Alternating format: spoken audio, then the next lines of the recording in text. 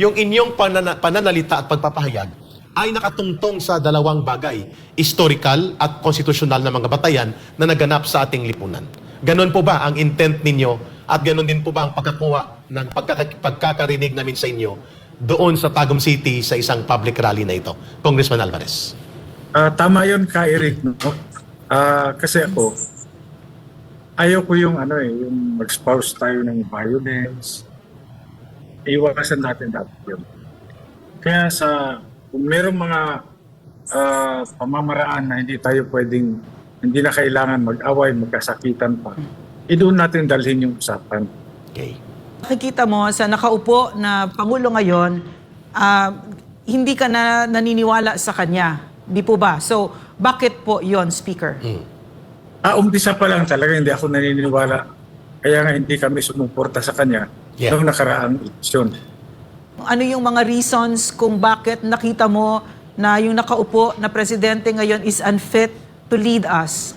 Para sa akin, dahil nakita ko yung sa edad kong to, marami na rin ako nadaan ng pamumuno ng mga pangulo, ng iba't ibang pangulo.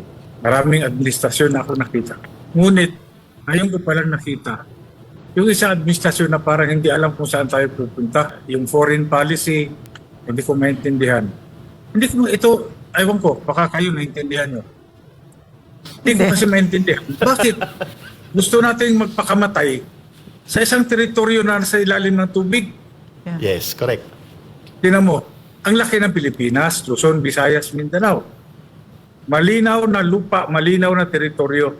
Walang nakikipag-away sa atin yan. Hindi nga natin mabigyan ng magandang kinabukasan yung mga tao na nakatira dyan.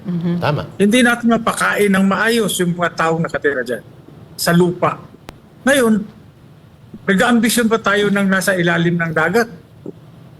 Hindi ko talaga maintindihan. Sabihin nila may mga yaman dyan, langis at kung ano pa. Kung meron man, bakit sa dami na naging Pangulo, hindi man kinuha yung langis na yan, kung meron man yan. Tama kayo, Congressman Alvarez. And besides, nag-offer po ang China sa atin voluntarily when we were having still a very good diplomatic and peaceful line of communications, 60-40 in favor of the Philippines. Joint venture. They will put up capitalization, technology.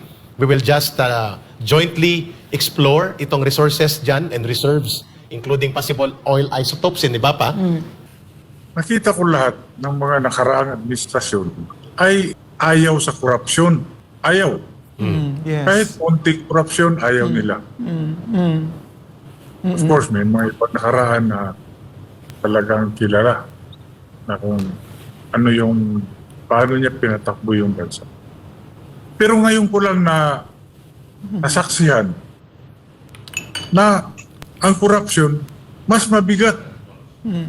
Dati yung AX, yung pera ng mga may hirap, no? AX kasi assistance to individuals in crisis situation. Nasa krisis na yung may hirap.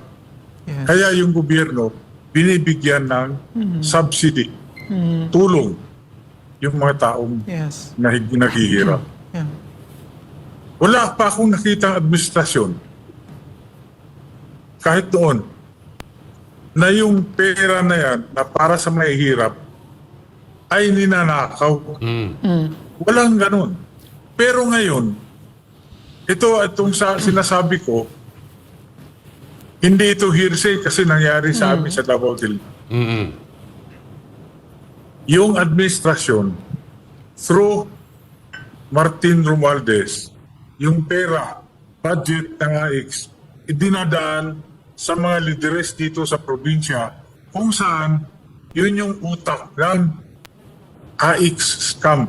Yes. Yung pagnanakaw itong pera ng gobyerno. Doon pa dinadaan.